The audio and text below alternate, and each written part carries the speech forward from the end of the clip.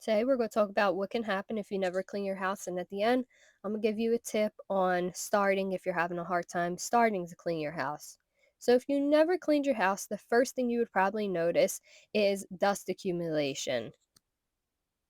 Dust can be made up of many different things, including dead skin cells, dust mites, food debris, if like you're in the kitchen, little crumbs and stuff like that, insects, pet dander, bacteria, and even some viruses.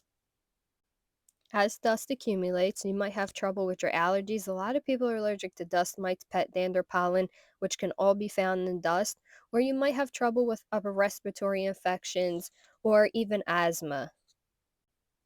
After dust starts to accumulate, you might find that you have a pest infestation. Crumbs, spills, dirty garbage cans can all attract pests.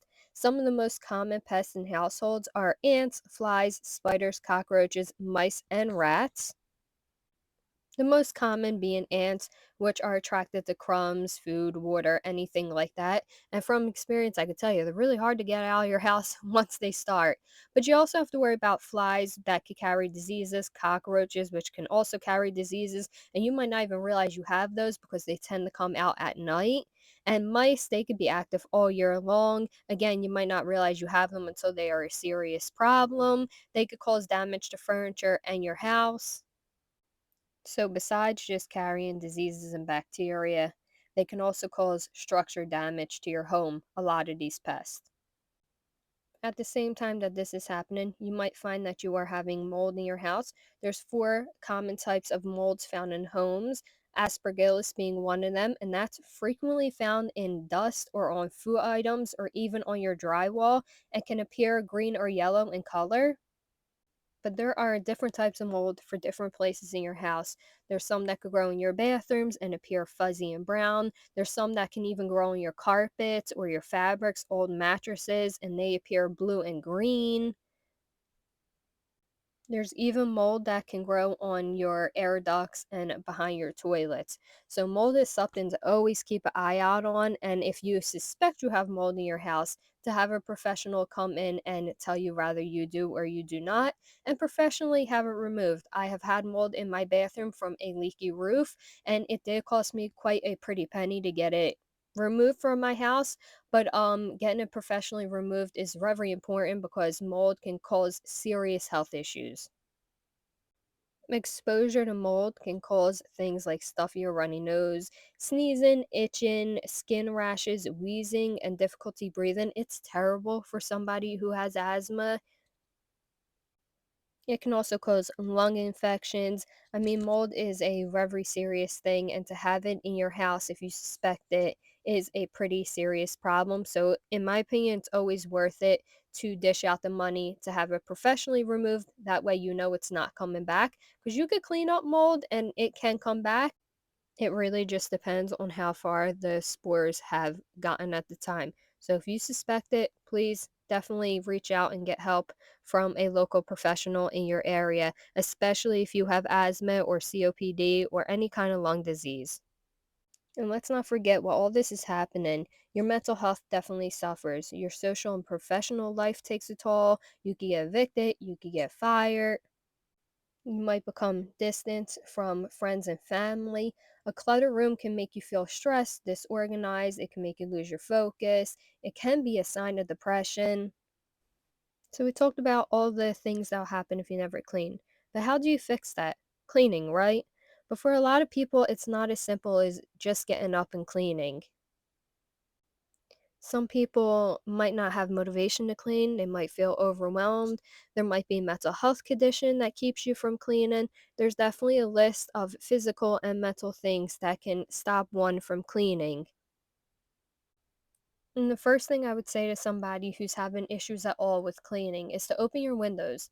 The fresh air does wonders for your mental and your physical health, and it does wonders for the health of your home also. After that, determining what's keeping you from cleaning is the next most important thing because that determines how you're going to move forward with cleaning. If you have something like a mental health problem, you might have to reach out to a therapist or professional help to try to get you over that little boundary to start cleaning. If it's a time constraint thing, an hour a day of cleaning actually does wonders also for your home, and it's just an hour. You don't want to go over that hour because it can be overwhelming. You just want to set a timer for an hour. An hour a day can significantly make a difference in your home. I like to, if I have to do this, I like to do an hour in the kitchen one day, an hour in the living room the next day, an hour in the bedroom the next day. And then I find by about a week in or 2 weeks in, then I could divvy it up and do 10 minutes in the kitchen, 10 minutes in the living room, 10 minutes in the bedroom because I already did that hard cleaning that needed to be done.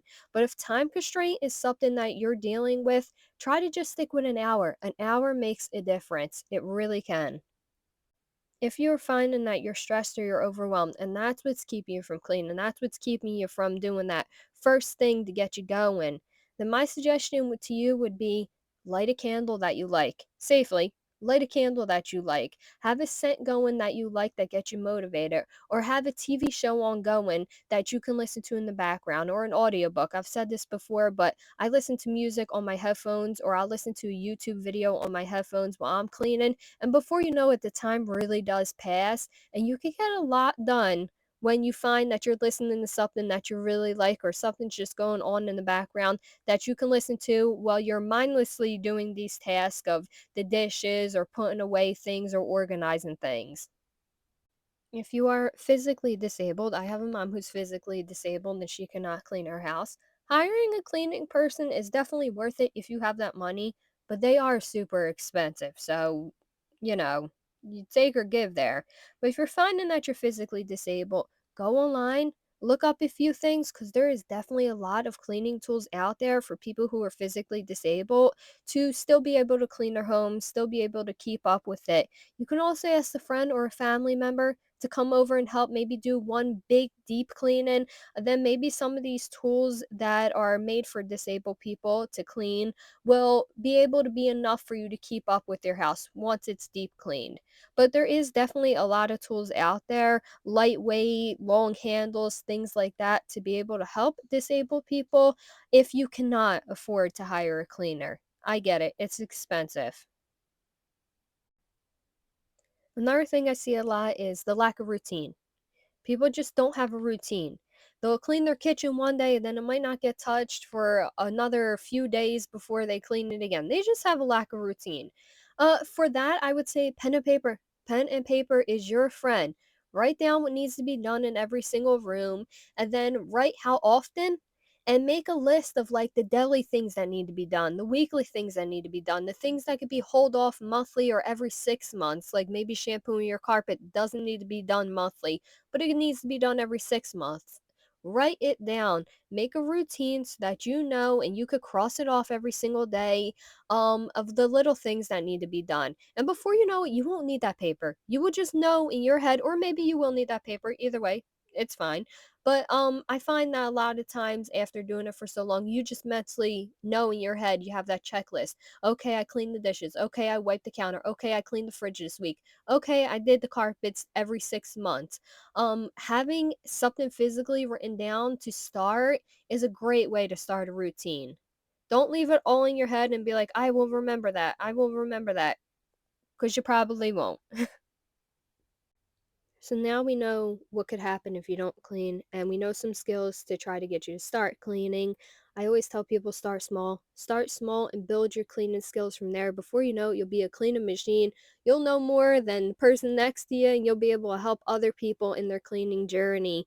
But it's so important to just start where you can, rather it's getting help or making a list of things. I'm cleaning my closet right now. I actually just put this closet back together. A lot of these poles had fallen down, and so I was taking the time to actually put things back through. And I do have to go through my clothes shortly because I don't think most of these dresses fit me anymore. I gained a little bit of weight, I'll be honest. Cleaning is definitely a physical job, but I still gained some weight, so I'll have to go through all those dresses before I know it. It's still cold here. It just snowed again. I'm not used to having snow this late in the season, but it just snowed again, so I will I will get to it at some point. I'll put it on my list of things to do. But as I finish up vacuuming up here, I do not have a curtain on that window. I actually bought the curtains, I just didn't put it up yet. As I finish vacuuming up and wiping the vacuum down, I hope that you guys have a good morning, afternoon, or evening, and I will see you in my next video. Bye, guys.